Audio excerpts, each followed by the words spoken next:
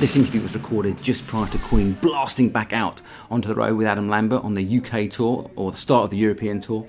In this second part of the lengthy interview I did with Brian, you will hear him talk about his new YouTube channel, the reason behind Brian Talks, the Save Me organisation, and his animal welfare activities. So yeah, it's a good one. A deep, interesting chat with Brian. This was a very, very intense part of the interview, but I'm sure it's something else you'll enjoy. Okay, see you back soon for part 3. What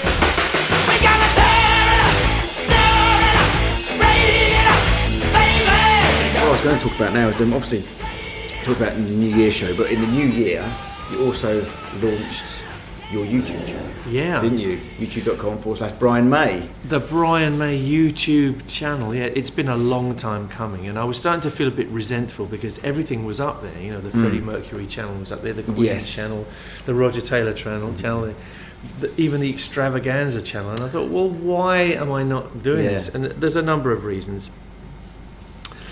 But we are now at that point. So the channel we had a soft launch, and part of it is up there, but all that Brian May solo stuff is almost ready to go. It's all being remastered and repolished. I'm pretty excited about it. Because obviously, you know, when you think Brian May YouTube channel, you think of the music, but this takes in everything else that you do, and we all know there's a lot of stuff that you do, so it's been split up into sections, hasn't it? And that's right. I had the sections, and it took us ages to figure it all out because my life has been quite fragmented in a sense, but the YouTube channel is an opportunity to bring everything under one roof.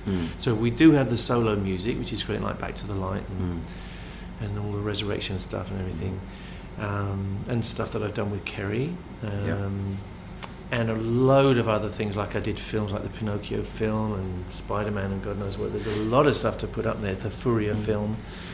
That's one section. And then I have the stereoscopy section, which is all about, from Diableries to Village Lost and Found, you know, all the stereoscopic Victorian stuff and modern stuff, all will start going up there. Great, yeah. That's a great passion of mine.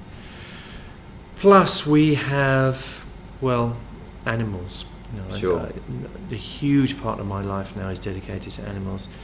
On a small scale, in the rescue operation we do, wildlife rescue, with Anne Brummer, and on a large scale, lobbying MPs and working on the public profile, trying to change the way animals are treated in our society. So that's going to go up there.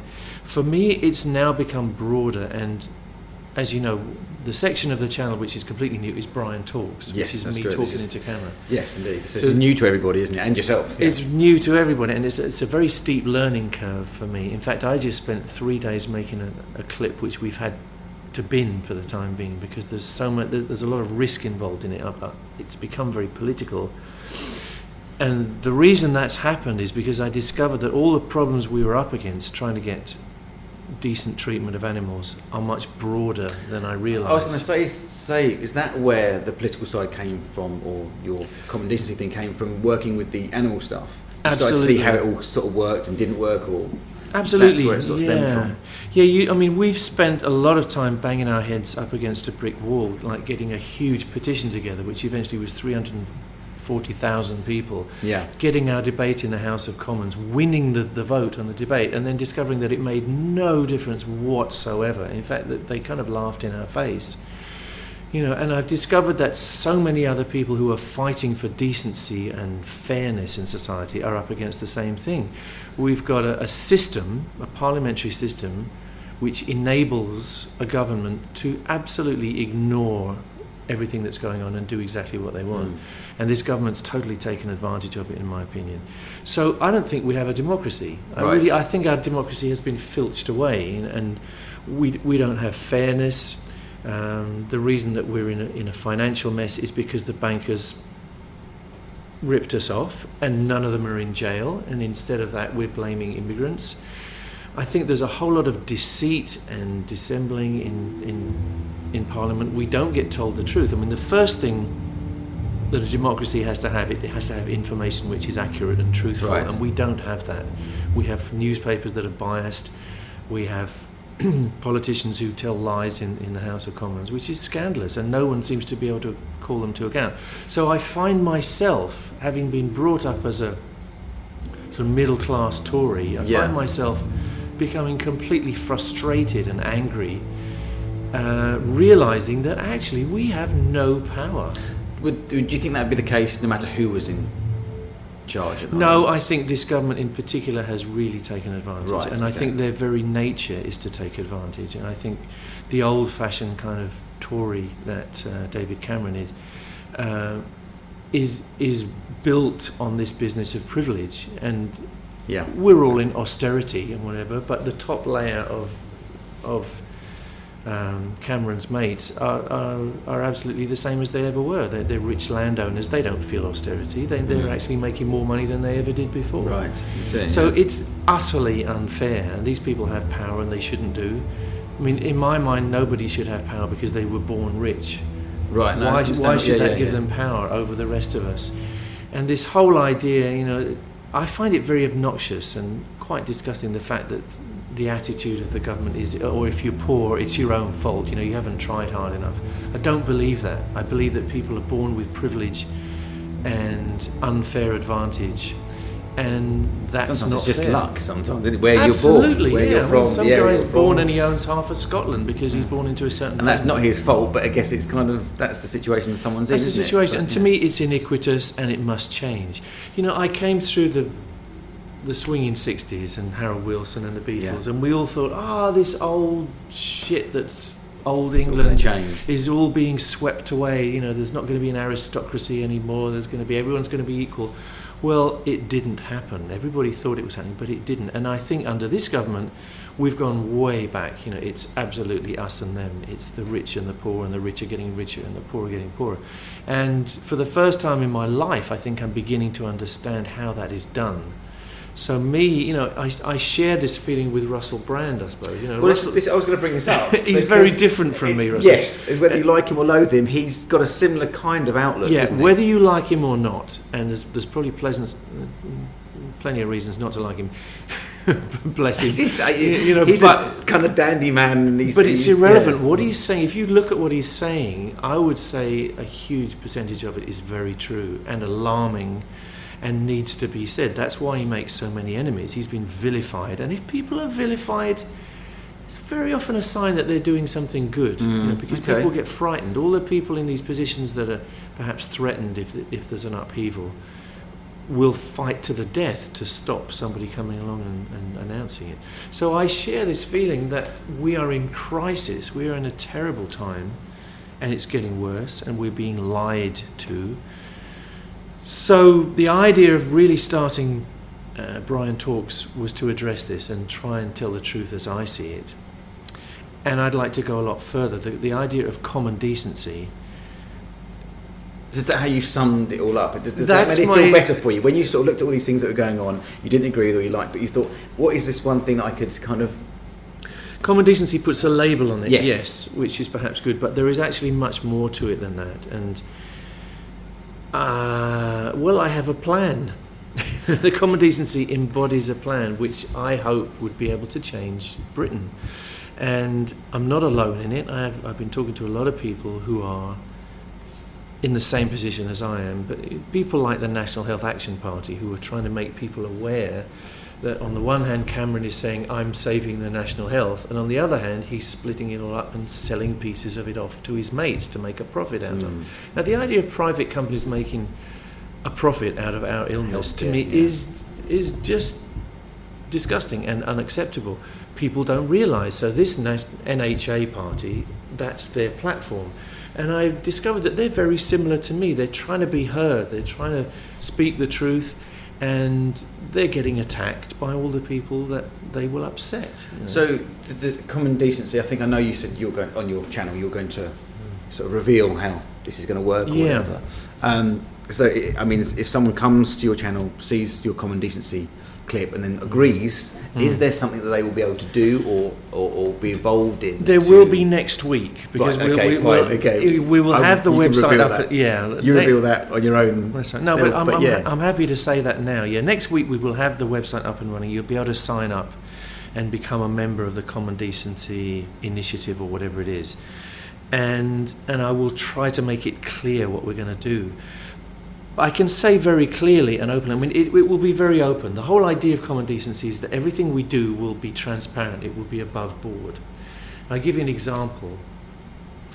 At the last election, there was an organisation called Vote OK, right. And they were all about fox hunting.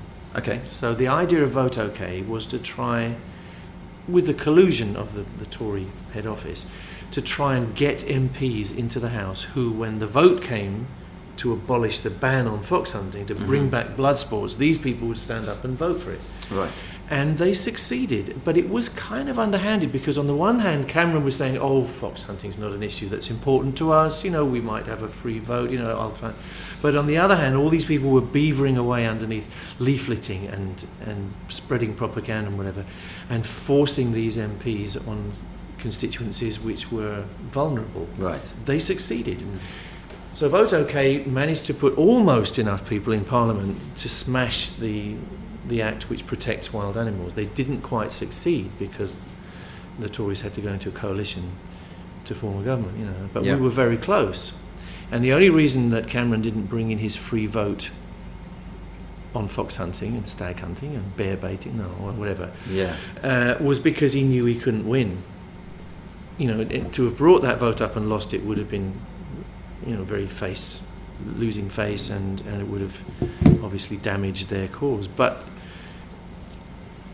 this is one of the dishonesties that I resent, that we have a cabinet who are almost all fox hunters in the past, almost all in that community, and